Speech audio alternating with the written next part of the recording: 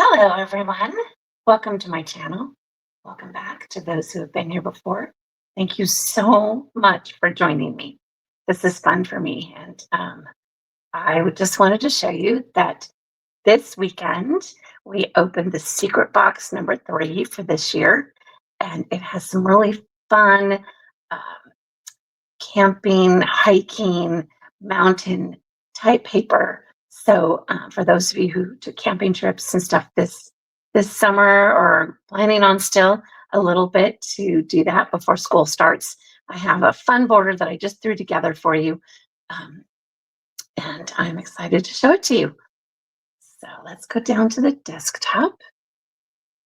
And there it is. I love this because I love the papers that are in it.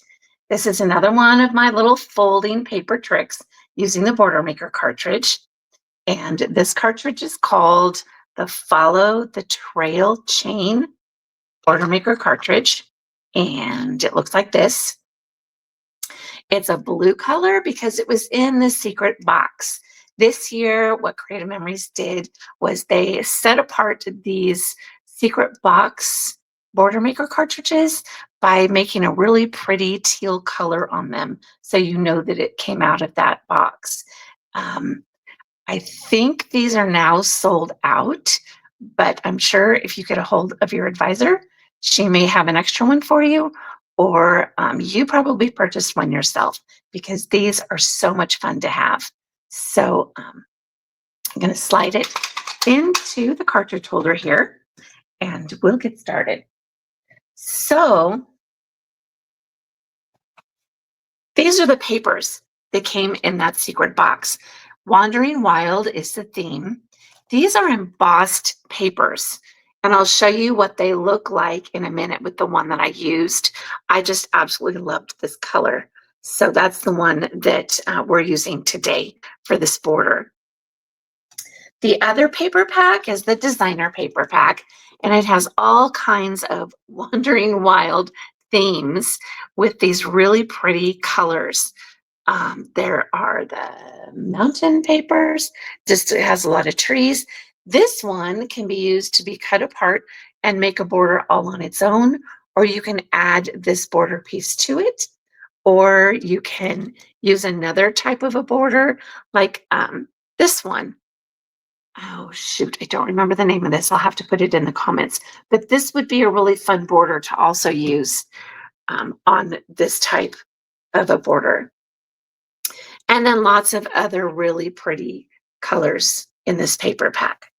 Okay, so I used these papers out of this pack. This one is the one I used with the border, and it has this on the back. This was my favorite one out of that paper pack. Isn't this pretty? I just love this kind of checkerboard gingham type look. And it's got some really cool little tiny pine trees on the back. And so this is the one I used. And then this is one out of the embossed paper pack. Now you can't really see it very well on this side, but if I turn it over, look at the embossing on this paper. It really is raised on this paper. So it gives it a really fun texture. So let's see, will it focus very well? It's really hard to see, but you can see the embossing on this paper. So isn't that pretty? And you can feel the texture. It's a little bit heavier weight paper than the designer paper, but I just love it. I think it's so cool. Okay, so we're going to start by using this paper for the border. So I'm going to use my little trick that I like to use.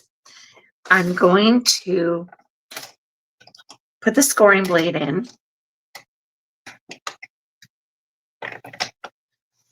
Okay, and I'm going to score this at almost 1 1/4. I really don't need, what would that be, like 1 1/8.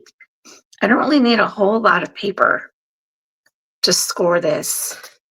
So I'm going to do it about 1 1/8. You can do it at 1 1/4 if you would like. Just make sure you don't press too hard so that the paper actually gets cut. So it's very helpful if you're using a mat, a cutting mat that is fairly new, because then you won't cut too deep into your paper. Okay, so I'm going to take this out for when I need this next. And I'm going to fold this paper. I didn't do it too deep, so let's hope it folds fairly easily. There we go. And I'm going to put a little bit of repositionable tape on here to hold this down. You don't need a whole lot. If you'd actually cut this like at about 2.5 inches and scored it and then put it in your paper holder here for this border maker cartridge, you probably need more. But the way we're doing it today, you don't need very much. So I'm going to pull the bottom out of this here, the tray. And I have this piece of paper in here, which is 1/4 inch. So when I put the paper in here, I'm going to lift up the bar. It's got this magnet, which is going to hold the paper in place. I'm going to line the fold of this paper up along this 1/4 inch line. And press this down so the paper stays in place. So I'm not moving it all the way to the edge of the cartridge. I'm just putting it up 1/4 inch down from there. Okay. I'm going to put this tray back underneath. And I'm going to carefully put the paper in here, line the knobs up together, and you'll feel it lock into place underneath. And I'm going to punch. I'm going to pull it out. So it's going to catch the fold on this part right here, but the rest of it is going to miss that fold. Okay, so I'll show you what that looks like when I open it up. Because you don't want a whole lot of it on the fold. Just enough that's going to hold it together when you open it up and put it on your border. And we're just going to go ahead and continue down here, gently moving this down. Okay, and then you'll have this piece that you can use as an accent piece on something else. Okay, now if I did this right, open this up right here, it will stay connected and it looks good.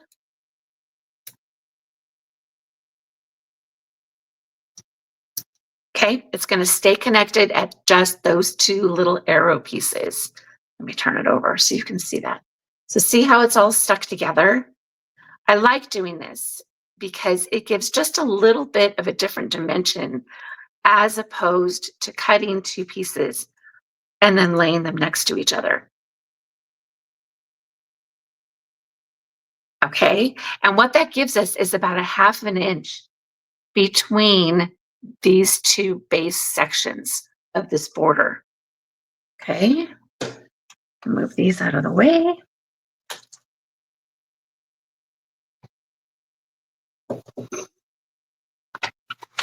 Okay, now I can use this piece for something else.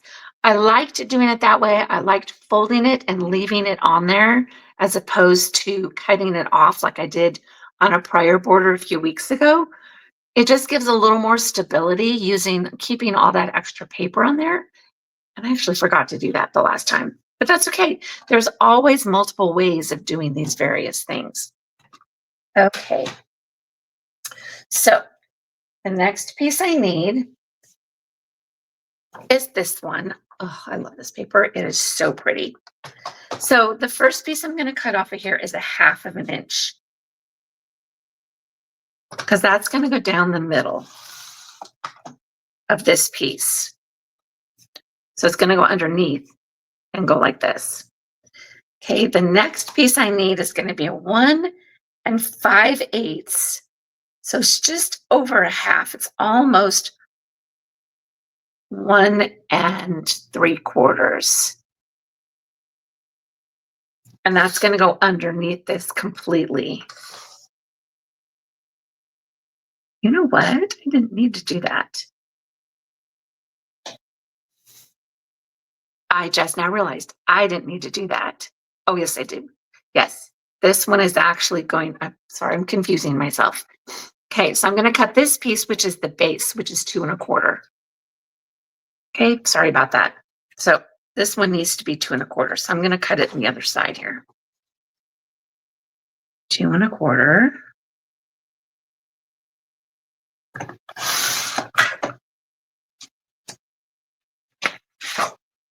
And now I'm going to use this embossed piece. This one's going to be the 1 5/8. Okay, so I'm going to move it over 2 little marks away from the 1 3/4 inch. This very edge line here on my trimmer is 1 3/8, no, 1 3/4. So 2 little marks over is where I'm putting this at 1 5/8. Okay, cutting this one. And we have all of our pieces cut for this border. Okay, so I'm gonna put some adhesive on here. I'm just gonna run the tape runner down the edges of the center of this.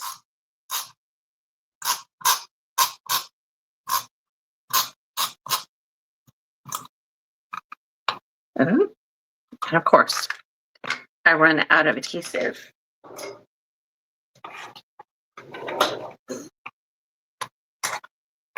Right as I'm doing this.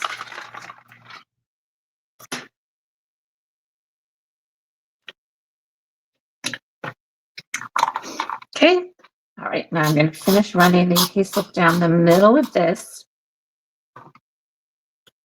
And I'm going to put this piece right down the middle, which is just about 1.5 inches. So make sure as much as you can that it's covering up any possible holes in the middle there.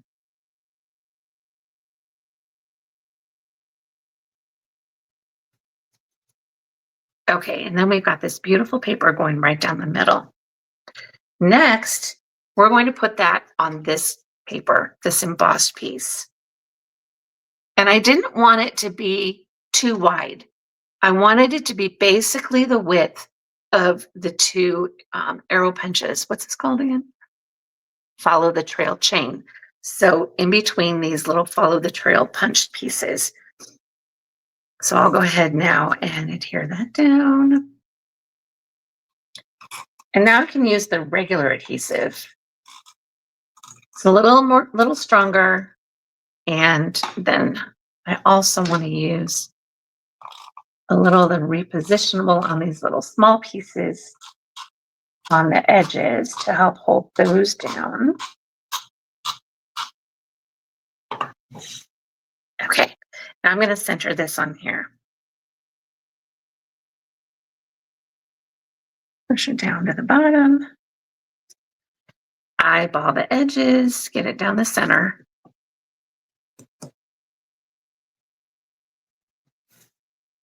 There we go. Now, actually, depending on what paper you put it on, you can leave this. So say I was wanting to use this piece of paper for the background. Say I wanted to put maybe this across this way. And if I wanted to, I could leave this. Oh, this isn't. Yeah. I could leave this up a little bit from the bottom of the page and just use this paper as the edges down here. And that will look just fine. But I really wanted to pull this paper back out so it would stand out a little better. So move this one out of the way. So I'm going to use this paper to pull these colors back out and adhere this down the middle. Now this one I made wider, so it's 1/4 inch on either side. Sometimes I just make them 1/8 inch, but I love these colors, so I wanted to pull these out. And so I made the matting a little bigger on this.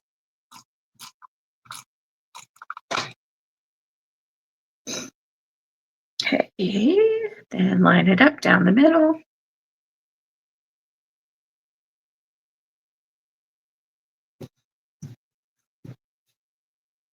and we have it all done. Isn't that great? I love this border. So here's what I'm thinking for a page. Maybe I could use the back side of this and then maybe put this down the middle. Let's see, with what's left. And then this can go down here on the bottom. And then add photos to go on top of it.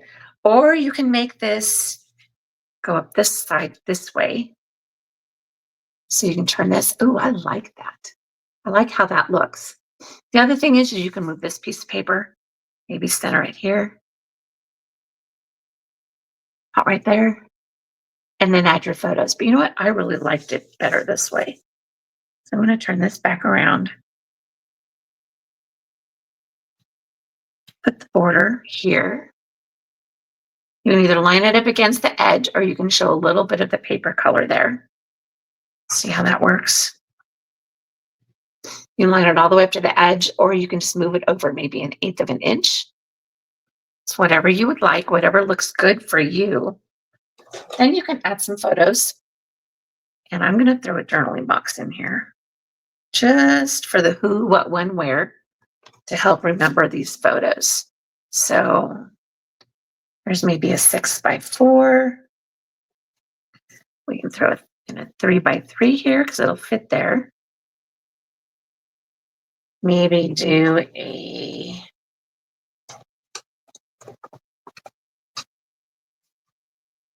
let's see, I think I want a 3.5x5 here, or maybe just put that over here. We could do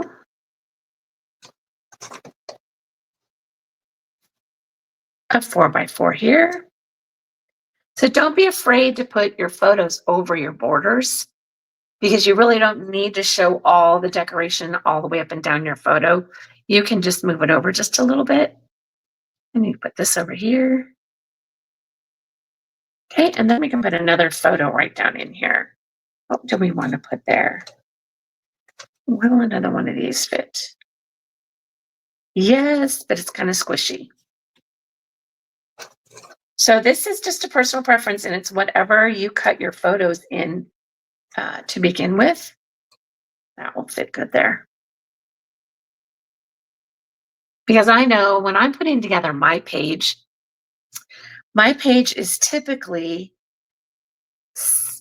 made up of the sizes that I cut my photos into to begin with. So whatever my photos were, I work around the page and then add my embellishments or my stickers or something like that.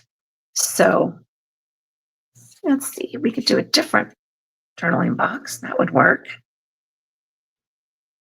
This was made with our little sticker strips. And so you can just cut them to whatever size you want and then make them into a journaling box. I think that's really cool. And this may be a little crooked. Anyway, okay. So there you go. Let me know what you think. Isn't that gorgeous? I love that. It's so much fun. So there's lots of other things you can do. We just opened the secret box this weekend for the virtual crop for this weekend. So I'm sure there's going to be a lot more other ideas out there on what you can make. And there's also a project guidebook that tells you how to cut the various papers into different pieces that will then give you these pages also for all of your photos. So you can get this project guidebook by just downloading it from the QR code that was in the box, or you can get it from your advisor. But aren't those fun? Cool, cool, cool paper. I really like this. So, you know what you think. Thank you so much for watching. I really appreciate you guys. and your comments that you leave, and those of you who are hanging in with me since the beginning. It's so much fun to see the names come over and over and over in the comments. And honestly, like I've said before, I really feel like you guys are becoming friends. Okay, thanks so much. I hope you have an amazing week, and I will be talking to you again next week. Have a great one. Talk to you later. Bye.